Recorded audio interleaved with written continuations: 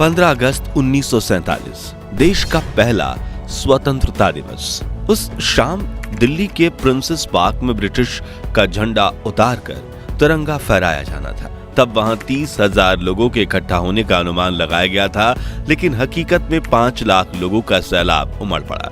खुद जवाहरलाल नेहरू और Lord Mountbatten को समझ नहीं आ रहा था कि मंच तक जाए कैसे।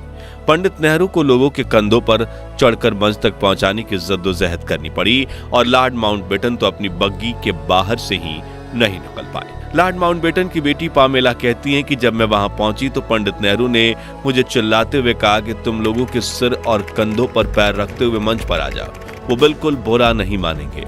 तो मैंने कहा, मैंने ऊंची एड़ी वाली सैंडल पहनी है जो लोगों को चुभ सकती है। तब नेहरू फिर बोले, तो सैंडल को हाथ में लो और आगे बढ़ो। ये कहते हुए नेहरू भी लोगों के ऊपर से होते हुए मंच पर पहुंचे और फिर उन्हें देखते हुए मैंने भी अपनी सैंडल उतारकर हाथों में लिया और इंसानों के सरों पर कालीन की तरह पैर रखते हुए पहुंची, जहां मैं सरदार पटेल की बेटी मणिबेन पटेल के साथ जाकर खड़ी हो गई। उधर माउंटबेटन की बग्गी लोगों के सैलाबों के बीच इतनी बुरी तरह से फंस गई थी कि वो उसमें से उतरने की सोच भी नहीं सकते थे। इसलिए उन्होंने पंडित नेहरू की तरफ देखते हुए चिल्लाकर कहा, लेट्स होस्ट दी फ्लैग, यानी चलिए झंडा फहराइए। जिसके बाद प्रिंसेस पार्क में भारत का महान तिरंगा फहरा गया और माउंटबेटन ने अपनी बग्गी पर खड़े होकर ही तिरंगे को सलामी दी। जिसके बाद कुछ ऐसा हुआ जो अंग्रेजों के 200 सालों के शासन में कभी नहीं हुआ। जी हाँ, भारत की जनता ने पहली बार दिल से किसी अंग्रेज के नाम का जयकारा किया, वो थे लॉर्ड माउंटबेटन। हर तरफ एक ही नारा गूंज रहा था, माउंटबेटन की जय, पंडित माउंटबेटन की जय। उस दिन माउंटबेटन को वो सौभाग्य प्राप्त हुआ जो किसी अंग्रेज को नहीं हुआ था और उनकी आंखें खुशी से भर आईं। उस समय देश के करोड़ों देशवासियों ने आजादी का जश्न इतने बड़े स्तर पर मनाया कि जय हिंद जय भारत और भारत माता की जय के नारों की गूंज पूरी दुनिया के कोने कोने तक पहुंच गई। और आज की इस खास वीडियो में आपको देश के पहले स्वतंत्र दिवस की सैर पर ले जाने वाले हैं, जिसमें हम कुछ दिलचस्प किस्सों के साथ दुर्लभ वीडियोस भी देखेंगे। बाकायदा हम ब्रिटेन का झंडा उतारकर भारत का तिरंगा लगाने का दुर्लभ वीडियो भी देखेंगे। इन सब की मदद से आप उन खुशनुमा पलों को खुद महसूस कर पाएंगे। आपका सीना गर्व से चौड़ा हो जाएगा और तो और खुशी के आंसुओं से भर जाएंगी आपकी आंखें। तो पूरा वीडियो जरूर देखिएगा। दोस्तों, द्वितीय विश्व युद्ध में भले ही प्राइम मिनिस्टर विंस्टन चर्चिल ने ब्रिटेन को जीत दिलवाई थी, लेकिन इस जंग में ब्रिटिशर्स की कमर टूट गई थी। दूसरी तरफ भारत में आजादी के आंदोलन की रफ्तार काफी तेज हो चुकी थी। नेताजी सुभाष चंद्र बोस की देश के बाहर देश के लिए बनाई गई आजाद हिंद फौज अब जंग के लिए तैयार थी और महात्मा गांधी के नेतृत्व में देश में स्वतंत्रता आंदोलन अपने चरम पर था। जो देख ब्रिटिशर्स ये समझ चुके थे कि अब अगर हम भारत को आजादी नहीं देंगे तो वो हमें बेइज्जत करके देश से बाहर खदेड़ फेंकेंगे। ऐसे में नए प्राइम मिनिस्टर रिचर्ड एटली ने 20 फरवरी 1947 को ब्रिटेन की हाउस ऑफ कॉमन्स में घोषणा करते हुए कहा कि हम 30 जून 1948 तक भारत को पूरी तरह से आजाद कर देंगे। लेकिन समय बीतने के साथ कुछ ऐसा हुआ कि भारत को आजाद करने की तारीख नजदीक आ गई। दरअसल भारत को आजाद करने की जिम्मेदारी देश के आखिरी वायसराय लुईस माउंटबेटन को दी गई थी, जो शुरुआत में इस काम में साल भर का समय लेने वाले थे, लेकिन देश की स्थिति अब नियंत्रण से बाहर होने लगी थी। इसी दौरान एक और स्वतंत्रता सेनानी लगातार संघर्ष कर रहे थे। वहीं दूसरी तरफ अंग्रेजों के डिवाइड एंड रूल षड्यंत्र की वजह से देश के कई इलाकों में जात पात के दंगे भड़क उठे थे। स्थितियां अंग्रेजों के हाथों से बाहर निकल रही थी। तभी ब्रिटिश इंडिया के आखिरी गवर्नर जनरल सी राजगोपालाचारी ने माउंटबेटन को समझाते हुए कहा कि अगर आपने 30 जून 1948 तक इंतजार किया तो वापस करने के लिए आपके पास कोई सत्ता ही नहीं बचेगी। यह बात उनके जहन में बैठ गई थी और लॉर्ड माउंटबेटन ने भारत को जल्द से जल्द आजाद करने का निर्णय लिया और 3 जून 1947 को इस प्रेस कॉन्फ्रेंस में ऐलान कर दिया गया कि 15 अगस्त 1947 के दिन भारत को आजादी दी जाएगी। साथ ही भारत और पाकिस्तान के नाम के 2 देश बनेंगे और इनके संविधान भी अलग अलग होंगे, जिससे लंदन में तो हैरानी का माहौल फैल गया, क्योंकि अब सोने के अंडे देने वाली ये चिड़िया 200 सालों बाद उनके कैद से आजाद होने वाली थी। लेकिन भारत में खुशियों का माहौल फैल गया, क्योंकि जिस आजादी के लिए लाखों फ्रीडम फाइटर्स ने अपनी जान दी थी, अब जल्द ही सभी देशवासी उस आजादी की खुली हवा में सांस लेने वाले थे। दोस्तों, क्या आप जानते हैं कि आजादी के दिन तो 15 अगस्त को चुना गया, लेकिन तब आजादी का समारोह 14 अगस्त की दरमियानी रात को ही क्यों शुरू कर दिया गया था? तो इसके पीछे भी एक खास कारण था। दरअसल भारत के वरिष्ठ ज्योतिषियों के मुताबिक 15 अगस्त का दिन शुभ नहीं था। उन्होंने कहा कि ग्रह नक्षत्र की स्थितियों के लिहाज से 15 अगस्त को इतना महत्वपूर्ण काम नहीं किया जा सकता, और सौभाग्य से 14 अगस्त के दिन सितारों की स्थिति 15 अगस्त की तुलना में ज्यादा बेहतर थी। लिहाजा फैसला लिया गया कि 14 अगस्त 1947 की ठीक आधी रात को यदि भारत को आजाद कर दिया जाए तो यह हर तरह से बेहतर साबित होगा। वायसराय लॉर्ड माउंटबेटन ने यह प्रस्ताव स्वीकार किया और 14 अगस्त की रात 11 बजे संसद भवन के सेंट्रल हॉल में स्वतंत्रता दिवस समारोह आयोजित किया गया, जिसकी शुरुआत सुचेता कृपलानी ने की, जो 60 के दशक में उत्तर प्रदेश की पहली महिला मुख्यमंत्री बनी। पहले अलम्मा इकबाल का गीत सारे जहां से अच्छा और फिर बंकिम चटर्जी का वंदे मातरम गाया, जो बाद में भारत का राष्ट्रगीत बना।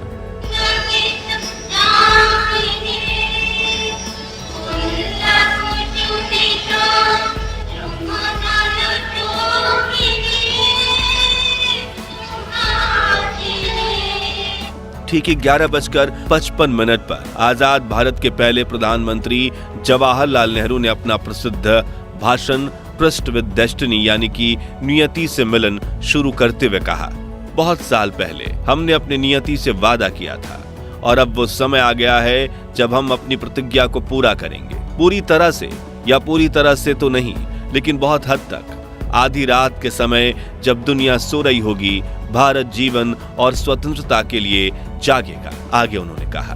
अच्छा है कि इस वक्त खास तौर से इस बात को याद रखें, इस आजादी के दरवाजे पर जब हम खड़े हैं, कि हिंदुस्तान किसी एक फिरके का मुल्क नहीं है, एक मजहब वालों का नहीं है, बल्कि बहुत सारे बहुत किस्म के बहुत धर्म और मजहबों का है। फिर घड़ी में जैसे ही रात के 12 बजे तो एक साथ कई शंख बजने लगे। वहां मौजूद लोगों की आंखों से आंसू बह निकले। महात्मा गांधी और सुभाष चंद्र बोस की जय के नारे से सेंट्रल हॉल गूंज गया। राष्ट्रपति सुभाष चंद्र बोस का 51 बैलों का रथ चंद्रबाबू की पापा देखिए, राष्ट्रपति सुभाष चंद्र बोस का 51 बैलों के रथ का तवारीखी जुलूस इतिहासगत। महात्मा गांधी की जय, महात्मा गांधी की जय, पंडित जवाहरलाल नेहरू की जय, पंडित जवाहरलाल नेहरू की जय। जिसके बाद आजादी के लिए शहीद हुए स्वातंत्र्य के सेनानियों की याद में 2 मिनट का मौन भी रखा गया। आजादी के शहीदों यानी आजादी की जंग में जान कुर्बान करने वाले बहादुरों की याद में 2 मिनट की खामोशी। वहीं बाहर तेज हवा के साथ बारिश में भी हजारों भारतीय इस क्षण का इंतजार कर रहे थे। जैसे ही नेहरू संसद भवन से बाहर निकले, मानो हर कोई उन्हें घेर लेना चाहता था। वरिष्ठ पत्रकार खुशवंत सिंह बताते हैं, हम सब रो रहे थे, एक दूसरे की भावनाओं में बह गए थे और आसपास में अनजान लोग भी खुशी से एक दूसरे को गले लगा रहे थे। कुछ समय बाद जवाहरलाल नेहरू और राजेंद्र प्रसाद लॉर्ड माउंटबेटन को औपचारिक रूप से भारत के पहले गवर्नर जनरल बनाने का न्योता देने पहुंचे। माउंटबेटन ने उनका अनुरोध तहे दिल से स्वीकार किया। उन्होंने पोर्ट वाइन की एक बोतल निकाली और अपने हाथों से अपने मेहमानों को वो शराब परोस दी। फिर अपना ग्लास भरकर उन्होंने अपना हाथ ऊंचा किया, बोले टू इंडिया। जिसके बाद पंडित नेहरू ने उन्हें एक लिफाफा देते हुए कहा, इसमें उन मंत्रियों के नाम है जिन्हें कल शपथ दिलाई जाएगी। पंडित नेहरू के जाने के बाद जब माउंटबेटन ने यह लिफाफा खोला तो उनकी हंसी छूट गई, क्योंकि वो खाली था। पंडित जी आजादी के दिन इतने खुश थे कि वो उस लिफाफे में मंत्रियों के नाम वाला कागज ही रखना भूल गए थे। उस रात दिल्ली की सड़कों का वर्णन करते हुए एक अमेरिकन पत्रकार ने लिखा कि सड़कों पर लोग खुशी से चिल्ला रहे थे। हिंदू, मुसलमान और सिख सभी आजादी का जश्न मना रहे थे। ऐसा लग रहा था कि नए साल की पहली शाम का न्यूयॉर्क के टाइम स्क्वायर का नजारा।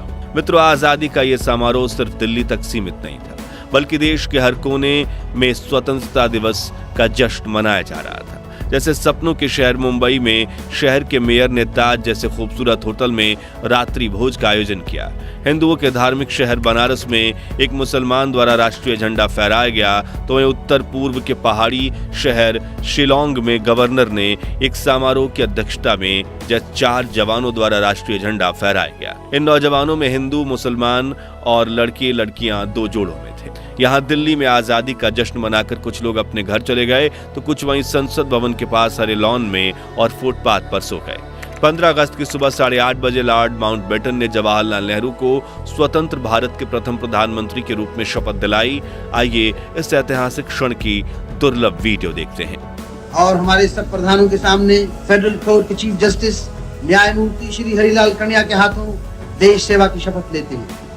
इसी तरह गवर्नर जनरल के हाथों अपनी नई हुकूमत के मुख्य प्रधान पंडित नेहरू और दूसरे प्रधान देश सेवा की शपथ ले रहे हैं। बाहर खड़े हुए लोगों का जोश खरोश बढ़ रहा है, इस इंतजार में बेताब हैं कि कब नेताओं के दर्शन हों।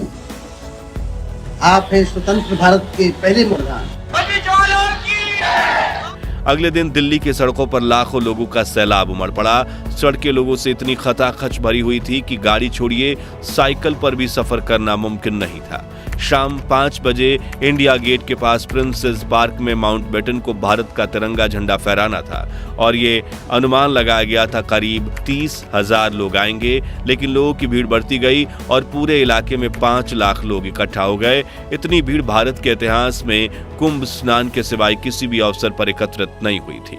उस पल का अंदाजा आप इसी बात से लगा सकते हैं कि भीड़ को रोकने के लिए लगाई गई बल्लियां, बैंड वालों के लिए बनाया गया मंच, विशिष्ट अतिथियों के दर्शक दीर्घा और रास्ते दोनों ओर बांधी गई रस्सियां, हर चीज लोगों के इस प्रबल धारा में बह गई थी। बैंड वालों के आसपास लोगों की भीड़ इतनी थी कि ढोल बजाना नामुमकिन हो गया था। लोग एक दूसरे से इतना सट कर बैठे थे कि इनके बीच से हवा का गुजरना भी मुश्किल था।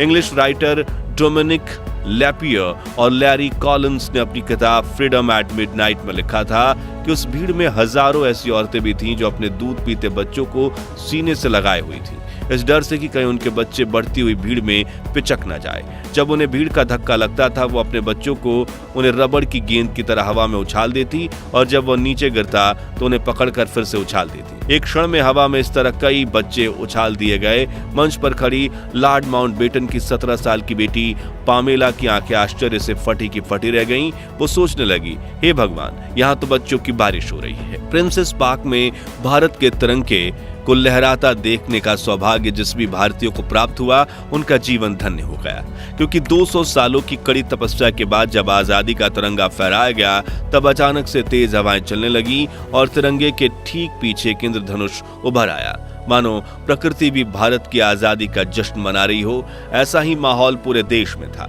हर जगह जुलूस निकल रहे थे, लोग खुशी से एक दूसरे को गले लगा रहे थे और आजादी के जश्न को मना रहे थे। हालांकि देश के कुछ हिस्सों में लोग बंटवारे का दर्द भी सह रहे थे। उनके लिए 14 अगस्त की रात खुशनुमा नहीं बल्कि दुख, दर्द और पीड़ा भरी काली रात थी, जिस विषय में आप हमारी डिटेल्ड वीडियो डिस्क्रिप्शन में दी हुई लिंक से देख सकते हैं। और यही कारण है कि 15 अगस्त के दिन यहाँ राष्ट्रपिता महात्मा गांधी, जिनकी भारत की आजादी में अहम भूमिका थी, वो नहीं दिखाई दे रहे हैं, क्योंकि उस वक्त वो ना तो संसद में दिखे थे, ना राष्ट्रपति भवन में, ना इंडिया गेट पर और ना ही लाल किले पर। 14 अगस्त की रात प्रधानमंत्री जवाहरलाल नेहरू ने जो भाषण दिया था, वो भाषण गांधी जी ने नहीं सुना था, बल्कि उस रात वो 9 बजे ही सोने चले गए थे। उस वक्त गांधी जी कलकत्ता के बेलिया घाट में लगभग खंडहर हो चुकी हैदरी मंजिल नाम की हवेली में विश्राम कर रहे थे, क्योंकि देश के बंटवारे से शुरू हुई सांप्रदायिक हिंसा को शांत करवाने के लिए बापू 13 अगस्त को कलकत्ता पहुंचे, जहां वो हिंसक प्रवृत्तियों को रोकने की कोशिश कर रहे थे। 15 अगस्त की सुबह 2 बजे वो नींद से उठे और हिंसक दंगे रोकने और शांति स्थापित करने के लिए उपवास रखा, जिसके बाद उन्होंने गीता पाठ करवाया और दोपहर के वक्त बेलिया घाट में एक प्रार्थना सभा में पहुंचे, जहां समाज के हर तबके के लोग मौजूद थे। जी हां, इस तरह आजादी के दिन महात्मा गांधी ने अन्न का एक भी निवाला नहीं खाया था और वो आजादी के जश्न से भी दूर थे, क्योंकि वो देश में दंगे फसाद रोकना चाहते थे। तो साथियों, 15 अगस्त 1947 भारत के महान इतिहास का वह ऐतिहासिक दिन था जब हमारे देश को आजादी मिली। वहीं आजादी जिसके लिए भगत सिंह, राजगुरु, सुखदेव, चंद्रशेखर आजाद जैसे लाखों क्रांतिकारियों ने हंसते हंसते अपने प्राण की आहुति दे दी थी। वही आजादी जिसके लिए नेताजी सुभाष चंद्र बोस ने देश के बाहर देश के लिए आजाद हिंद फौज खड़ी कर दी थी, वही आजादी जिससे अहिंसा से पाने की कोशिश में महात्मा गांधी, सरदार पटेल और पंडित जवाहरलाल नेहरू के साथ करोड़ों भारतीयों का काफिला खड़ा था। तो दोस्तों, अगर आप भी देश को आजादी दिलवाने वाले फ्रीडम फाइटर्स पर गर्व करते हैं तो उनके सम्मान में कमेंट बॉक्स में जय हिंद, जय भारत जरूर लिखें। ये वीडियो अच्छा लगा हो तो लाइक और शेयर करके 11,000 लाइक्स के लक्ष्य को हासिल करने में हमारी मदद कीजिए और भारत के महान इतिहास से जुड़े ऐसे ही दुर्लभ वीडियोस के लिए हमारे चैनल को सब्सक्राइब करके पास वाली घंटी जरूर बजा दीजिए। मिलते हैं अगली वीडियो में। जय हिंद, वंदे मातरम।